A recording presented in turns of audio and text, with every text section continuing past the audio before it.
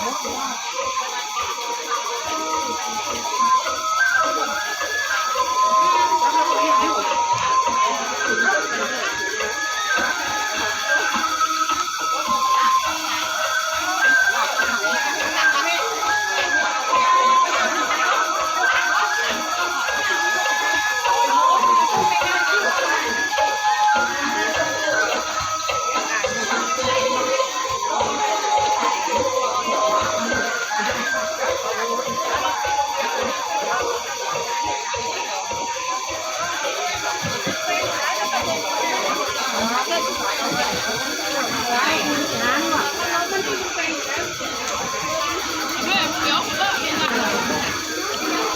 านทางภาคเหนือ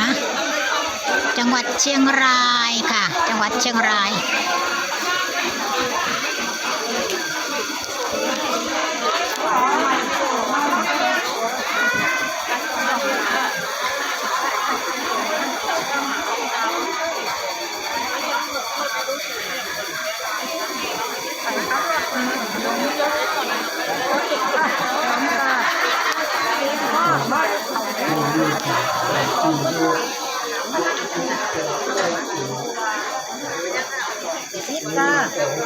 ชื่ออะไรยัง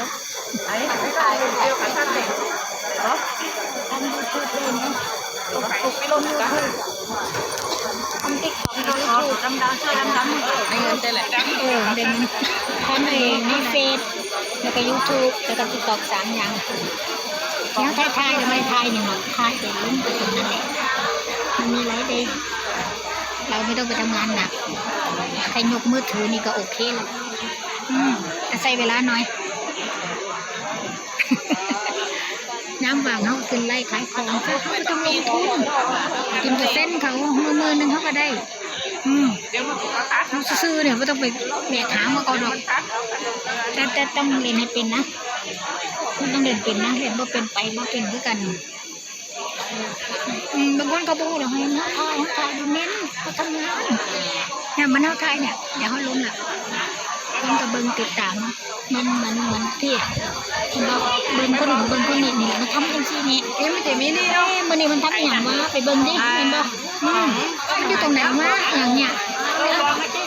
ที่ถ่ายแล้วมันไม่ยังโดดทำงานมันเป็นน่าจะถ่ายจะไปเก็บไม่ใช่ถ้าส่งเสร็จปุ๊บเขาก็เราออกมันแบบแบบนี้แหละ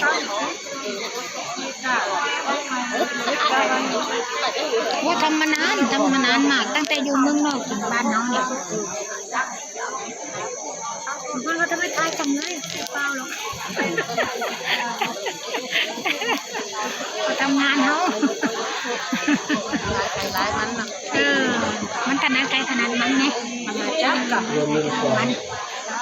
มาจับ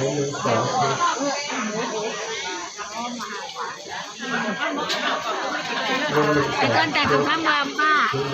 เดี๋ยวนี้หูเรื่องก่อนบ่หูไม่ได้ห้องบ้า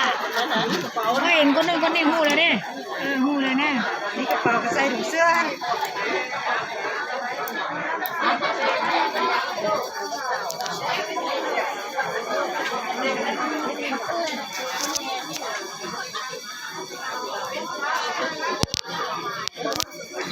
งานภาคเหนือค่ะจังหวัดเชียงรายอำเภอเชียงแสนนะคะ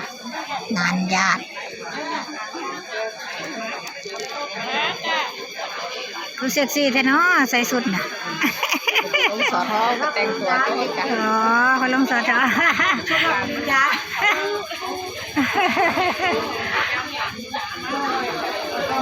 น้ำเปล่าไม่ลงคอ